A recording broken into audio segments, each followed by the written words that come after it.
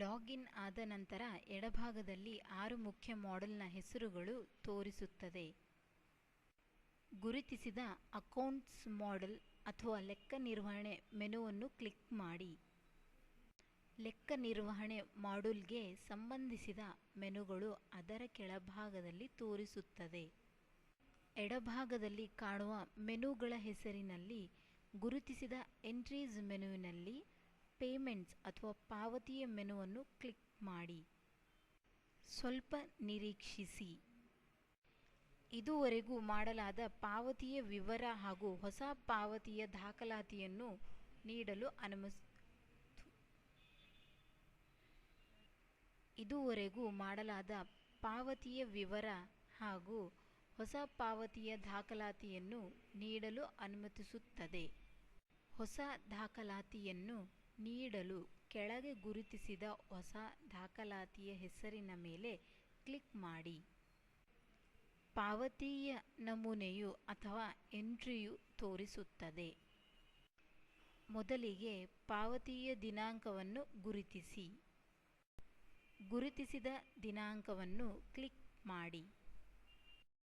Click ಮಾಡಿದ ನಂತರ ಚಿಕ್ಕ ಕ್ಯಾಲೆಂಡರ್ ತೋರಿಸುತ್ತದೆ. ಕ್ಯಾಲೆಂಡರ್ನಿಂದ ಪಾವತಿಯ ದಿನಾಂಕವನ್ನು ಗುರುತಿಸಿ ಅಥವಾ ದಿನಾಂಕದ ಮೇಲೆ ಕ್ಲಿಕ್ ಮಾಡಿ. ಕ್ಯಾಲೆಂಡರ್ನಿಂದ ಪಾವತಿಯ ದಿನಾಂಕವನ್ನು ಗುರುತಿಸಿ ಅಥವಾ ದಿನಾಂಕದ ಮೇಲೆ ಕ್ಲಿಕ್ ಮಾಡಿ. ಕ್ಯಾಲೆಂಡರ್ನಿಂದ ಪಾವತಿಯ ದಿನಾಂಕವನ್ನು ಗುರುತಿಸಲಾಗಿದೆ. ಪಾವತಿ ಮಾಡಿದ ವಿಧಾನವನ್ನು ಪಟ್ಟಿಯಿಂದ ಆರಿಸಿ. ಗುರುತಿಸಿರುವ ಪಟ್ಟಿಯನ್ನು ಕ್ಲಿಕ್ ಮಾಡಿ. ಪಟ್ಟಿಯಲ್ಲಿ ವಿಧಾನದ ಬ್ಯಾಂಕ್ನ ಹೆಸರುಗಳು ಹಾಗೂ ನಗದು ಅಥವಾ ಕ್ಯಾಶ್ ಹೆಸರು ತೋರಿಸುತ್ತದೆ. ಪಾವತಿಸಲಾದ ವಿಧಾನದ ಹೆಸರನ್ನು ಪಟ್ಟಿಯಿಂದ ಆರಿಸಿ ಅಥವಾ ಹೆಸರಿನ ಮೇಲೆ ಕ್ಲಿಕ್ ಮಾಡಿ. ಪಾವತಿಸಲಾದ ವಿಧಾನವನ್ನು ಪಟ್ಟಿಯಿಂದ ಆರಿಸಲಾಗಿದೆ. ಪಟ್ಟಿಯಿಂದ ಖಾತೆಯ ಹೆಸರನ್ನು ಆರಿಸಿ. ಯಾವ ಬಾಬ್ತುಗಾಗಿ ಪಟ್ಟಿಯಿಂದ ಖಾತೆಯ ಹೆಸರನ್ನು ಆರಿಸಿ. ಯಾವ ಬಾಬ್ತುಗಾಗಿ ಪಾವತಿಸಲಾಗಿದೆ ಎನ್ನುವುದನ್ನು ಪಟ್ಟಿಯಿಂದ ಆರಿಸಿ. ಗುರುತಿಸಿದ ಪಟ್ಟಿಯನ್ನು ಕ್ಲಿಕ್ ಮಾಡಿ. ಪಟ್ಟಿಯಲ್ಲಿ ಖಾತೆಯ ಹೆಸರುಗಳು ತೋರಿಸುತ್ತದೆ. ತೋರಿಸುವ ಖಾತೆಯ ಹೆಸರುಗಳಲ್ಲಿ ಯಾರಿಗೆ ಅಥವಾ ಯಾವ ಬಾಬ್ತಿಗಾಗಿ ಪಾವತಿಸಲಾಗುತ್ತಿದೆ ಎನ್ನುವುದನ್ನು ಗುರುತಿಸಿ. ಖಾತೆಯ ಹೆಸರಿನ ಮೇಲೆ ಕ್ಲಿಕ್ ಮಾಡಿ. ಯಾವ ಬಾಬ್ತಿಗಾಗಿ ಪಾವತಿಸಲಾಗಿದೆ ಎನ್ನುವುದನ್ನು ಗುರುತಿಸಲಾಗಿದೆ. ಪಾವತಿಸಲಾದ ವೋಚರ್ ಸಂಖ್ಯೆಯು ತೋರಿಸುತ್ತದೆ. ವೋಚರ್ ಸಂಖ್ಯೆಯನ್ನು ಬದಲಾಯಿಸಲು ಸಾಧ್ಯವಿಲ್ಲ ಅಥವಾ ಅನುಮತಿಸುವುದಿಲ್ಲ.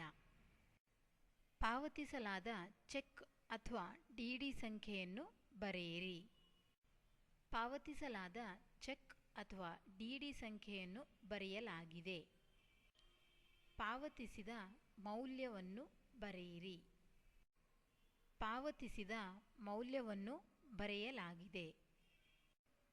ಯಾವ ಉದ್ದೇಶಕ್ಕಾಗಿ ಪಾವತಿಸಲಾಗಿದೆ ಎನ್ನುವುದರ ವಿವರಣೆಯನ್ನು ಬರೆಯಿರಿ. ಯಾವ ಉದ್ದೇಶಕ್ಕಾಗಿ ಪಾವತಿಸಲಾಗಿದೆ ಎನ್ನುವುದರ ವಿವರಣೆಯನ್ನು ಬರೆಯಲಾಗಿದೆ. ಪಾವತಿಸಲಾದ ಎಲ್ಲ ಮಾಹಿತಿಯನ್ನು ನೀಡಿದ ನಂತರ ಗುರುತಿಸಿದ ಒಳಸೇರಿಸು ಹೆಸರನ್ನು ಕ್ಲಿಕ್ ಮಾಡಿ. ಎಲ್ಲ ಮಾಹಿತಿಯು ಅನುಕ್ರಮಣಿಯಲ್ಲಿ ಸೇರಿಸಿಕೊಳ್ಳುತ್ತದೆ.